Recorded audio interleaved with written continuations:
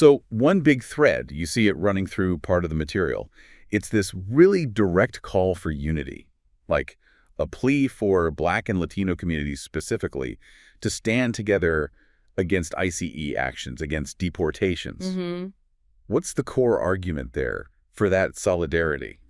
Well, the source argues pretty fundamentally that injustice anywhere, if you let it stand, it eventually becomes injustice everywhere. That seems to be the core principle. Okay. So when ICE carries out raids or detentions, it's framed not just as, an issue for one group of migrants, but as part of this bigger system of injustice that should, concern everyone. So it's positioned like a universal fight, even if the immediate impact feels focused on one group. Exactly. And the source actually makes a really pointed argument that division between Black and Latino communities isn't accidental. Oh, interesting. Yeah, it argues division actively benefits what the source calls white supremacy.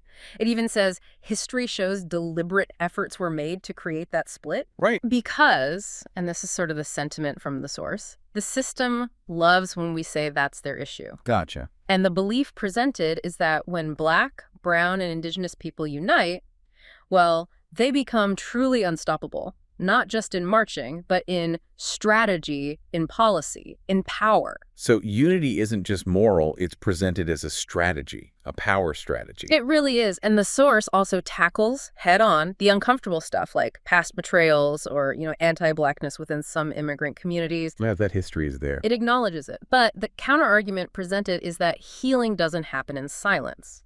And, quote, liberation won't come from watching another family be ripped apart and thinking, well, that's not my business. So it's a call for collective action now, basically, as the way forward, even while recognizing that past pain exists. It's like saying, look, we have issues, there's history, but this current crisis, it demands we act together anyway. Precisely.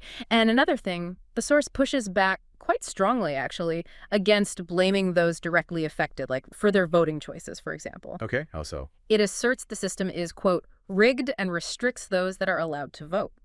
And that blaming the oppressed, it ultimately gives the real enemy a pass. That really shifts the focus, puts it squarely on the systemic issues, not individual choices within those communities being targeted. Right. And protesting ICE, in this view, is protesting these bigger systems, state violence, dehumanization, the whole idea that, quote, cages are solutions. Yeah. And the points driven home that silence, it just makes them bolder.